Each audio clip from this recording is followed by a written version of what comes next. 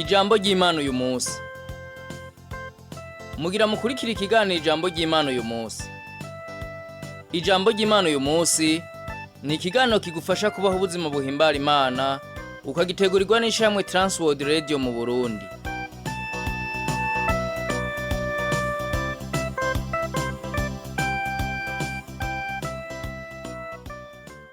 Ndakuramukije inshuti mugenzi, mukuze kino kiganiro ijambo ry'Imana uyu munsi. Kino kiganiro ugitegurwa n'ishyirahamwe Transworld Radio y'u Burundi. Uri kumwe na Rohero I ndiko ndayigushikiriza. Mu kiganiro cy'uno munsi tuvugana ku vyerekeye gutumbera Yesu Kristo.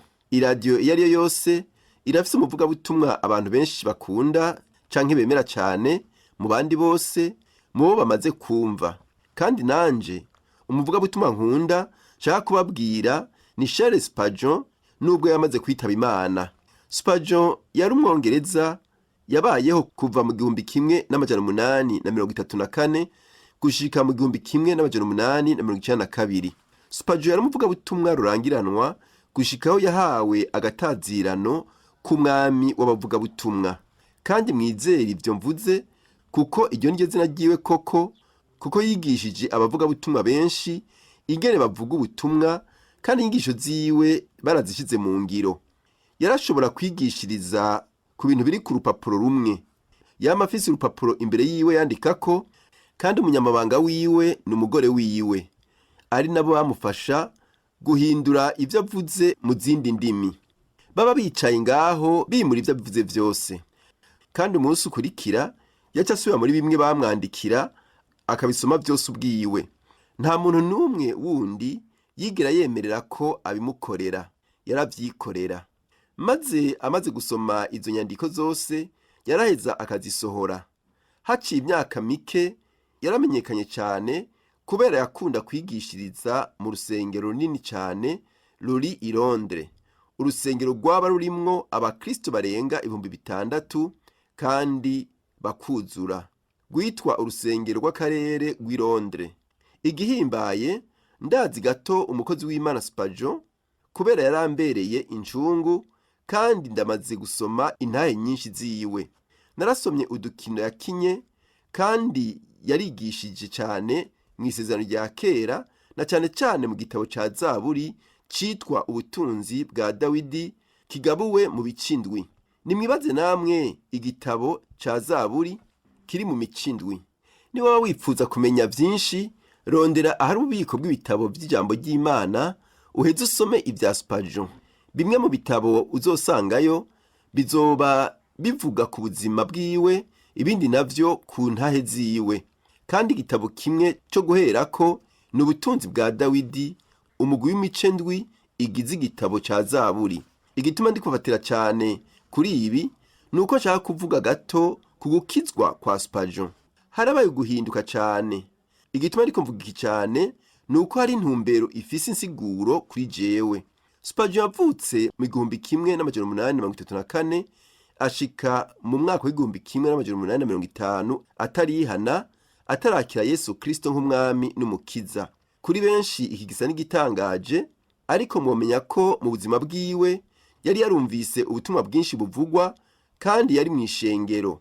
Yavukiye mu muryango w'abavyeyi b'abakristo bamwigisha ubugombe bw'Imana. Ariko haciye iyo myaka yose araheza arisuzuma, arihana, yibaza igituma vyamufatiye igihe kinini nk'ico kugira aze kuri Kristo Yesu. Nk'uko biboneka aha, yaravuze ati, ndazi ko nategerezwa kuba narumvise ubutumwa bwiza.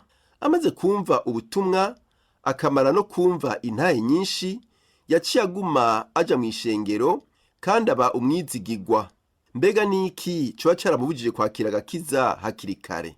Nuko amaze kuja mu ishengero, umunsi umwe ku mugoroba yagiye mu ishengero ry'abametodiste, ryari rizwi nk'ishengero ryabayeho kuva kera cyane. Nta kindi bigisha atari ijambo ry'Imana riri muri Bibiliya yera gusa. Bigisha ubugombe bw'Imana ibihe vyose. Uwo munsi acaguma muri iryo shengero, kandi n'umwigisha w'uwo munsi ntiyari karigisha, ariko bari bafise umutumire aza kwigisha. Kandi uwo musiguzi yakoresheje igisomwa ciwe yateguye, kandi ico gisomwa nico Spurgeon yavuze ko cyane. Reka nsubiremwo uko yavuze. Yavuze ati, ibi ndiko ndasoma biri mu gitabo cyanditswe na Spurgeon, nayo akaba ari amajambo ari muri Bibiliya, mu gitabo cyanditswe n'uwavugishwa n'Imana Yesaya, igice cya 45 umurongo wa 22. Haravuga hati, ni mu ntumbere mukizwe mwa mpera zose z'isi. Uko nabandanya gusoma uwo murongo, niko nabona ko ari amajambo Yesu Kristo yavuze. Ariko murazi, namaze iminota myinshi niyumvira kuri ayo majambo, sinovuga ngo ni 10 cyangwa 15 cyangwa 20. Aha mvuga umwanya munini nihweje uko Yesu yabivuze. Narakoresheje uburyo bwose kugira ndondere iryo jambo, ni mu ntumbere. Reka ndababwire ico niyumvira ko risigura. Mu butumwa bwiza uko bwanditswe na Yohana igice ca 6 umurongo wa 40, haravuga ngo, kuko iki arico Data agomba yuko ubona umwana wese akamwizera agira ubugingo budashira, nanje nkazomuzura ku munsi w'iherezo. Uyo n'umurongo wa 40 wo mu gice ca 6 cyo mu butumwa bwiza uko bwanditswe na Yohana. Kandi ndizera ko ivyo Spurgeon yari karakora byari ko bivuga kuri uyu murongo.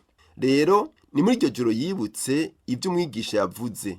Reka nsubire ndabasomere ivyo yavuze kuri uwo murongo. Ni mu ntumbere mukizwe mwa mpera zose z'isi. Uwo murongo nk'uko twabibonye ni umurongo uri mu gitabo cyanditswe n'uwavugishwa n'Imana Yesaya. Naho Spurgeon yawukoresheje ariko atazi neza aho wanditse muri Bibiliya.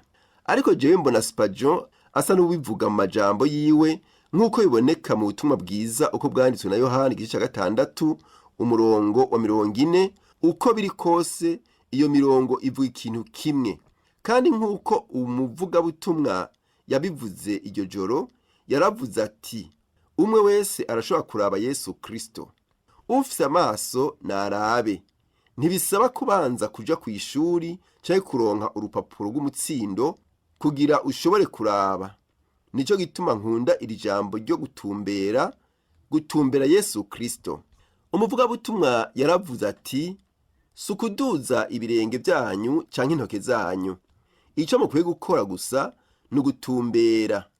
Ubu naho reka mvuge iyo ntahe ukwiri. Umuntu nakeneye kuja ku ishuri kugira aje kwiga gutumbera. Ushobora kuba atavyinshi uzi, uvyibushe cyane, ariko ukaba ushoboye gutumbera. Umuntu akeneye imyaka myinshi kugira ashobore gutumbera. Uwo ari we wese arashobora gutumbera. N'umwana aratumbera. Ivyo nivyo vyakoze Spurgeon ku mutima. Kugira wumve neza inkuru yiwe, aravuga ko inyuma yo guheza inyigisho ziwe yarabonye hari cyahindutse mu bugingo bwiwe, yuko ubwiwe yahindutse.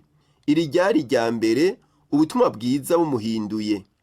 Nkuko yumviriye ku bugingo bwiwe, yariyumviriye cyane ivy'ingene bishoboka. Yaravuze ati, mu by'ukuri habwirizwa kuba harabaye abandi bavuga butumwa boba barigishije nk'uku, ariko kuri we ubutumwa nibwo bwigere bumukorako gushika uwo munsi mw'ijoro. Nuko buca buhindura ubugingo bwiwe bwose bubabusha. Aha urashobora gutahura igituma yibohera cyane kuri iryo jambo gutumbera. Tumbera Yesu Kristo kandi muri we uzoronka agakiza. Ndiko niyumvira kuri iri jambo gutumbera, tumbera risigura ngo namwe tumbera. Tumbera kuri Yesu Kristo azogukiza. Tumbera Kristo uzokizwa.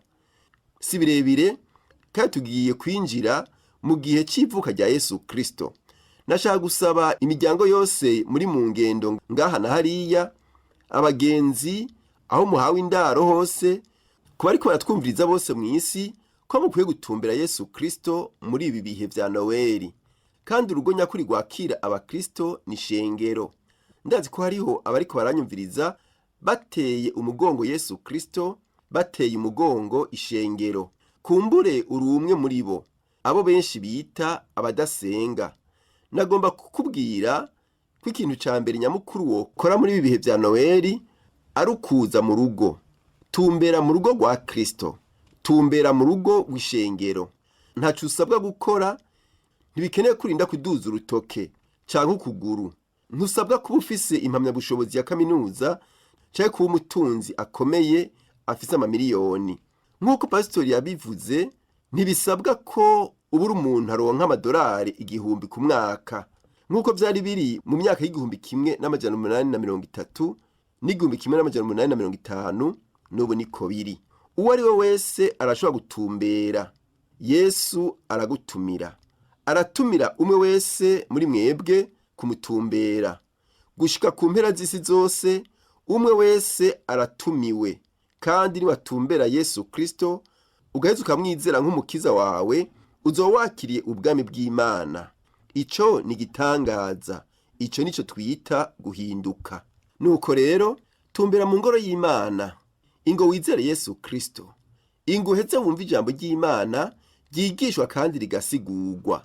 Urashobora kwegera Imana mu kwicara hafi yaho uri, aho muhiri wawe. Aha sindakubwira ngo wugare, kuko kugara bifise insiguro, kandi ku rusengero ntibashobora kubikora, kuko babwirizwa kuganira n'ayandi mashengero kugira umupasitori ashobore kuza abigisha ijambo ry'Imana, abaha ivyo yateguye ku rupapuro canke ku ikaseti, abazanire ingaburo y'Uhoraho mu buryo bw'umwihariko. Hariho inzira zimwe zimwe ushobora gucamwo kugira uze mu rusengero, kandi nashaka kugusaba ubigira intumbero y'iki gihe ca Noeli. Ingo mu rugo nk'uko Spurgeon yabivuze, tumbera umwami Yesu Kristo. Murabe nk'Imana nzima, Imana yatanze ubugingo bwayo ku musaraba i Karuvali. Imana yazutse mu bapfuye, iduga mu ijuru. Imana izogaruka kujana ishengero. Wizera Imana y'ukuri n'umwana wayo Yesu Kristo, nawe akaba Imana y'ukuri nyene, Data, Umwana, Mpwemu Yera. Usenga iyo Mana. Tumbera mu ngoro y'Imana. Tumbera Yesu Kristo kugira uronke agakiza kawe, kandi uzokizwa. Kandi ivyo biraba isi yose. Tumbera umwami Yesu Kristo, nawe arahugirira neza. Amen. Reka dusenga Imana. Mana Data wa twese uri mu ijuru, ishimwe n'icubahiro bibi vyawe, wewe wakunze umwana w'umuntu gushikaho umwigura. Turagushimye ko waduciriye inzira yo guhunga urupfu rw'ibihe bitazoshira. Rongorera abantu bawe kugutumbera no kumenya inzira ijana mu bugingo. Iyo nayo ni wewe Yesu Kristo, kuko ari wewe nzira n'ukuri n'ubugingo. Icubahiro ni kibi cawe ibihe bitazoshira. Tubisavye mu izina rya Yesu Kristo umwami n'umukiza wacu. Amen. Ikiganiro cyacu kino munsi kigarukiye ngaha, naho utaha. Ufite ikibazo cyo kunganira, telefone 69 499 619, cyangwa ugakoresha 71 204 197. Yesu abahezagire.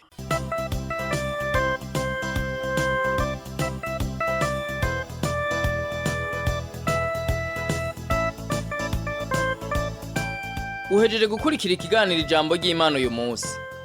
Ufise ico ubaza canke ico wunganira, twandikire kuri email twereburundi@gmail.com. Urashobora kandi kutwandikira kuri Facebook Burundi. Nimero ya Whatsapp na 257 69 499 619. Urashobora kutwandikira ikete ugasanduku k'amakete 1140 i Bujumbura. Telefone yo mu biro ni 22 24 26 57. Ushobora kandi kudusanga aho dukorera ni muri Rohero ya mbere kwibarabara ryitiriwe Ubufaransa inimero 1, iruhande y'ishengero rya Anglikani rizwi ku izina rya Cathedrale Sainte Trinité.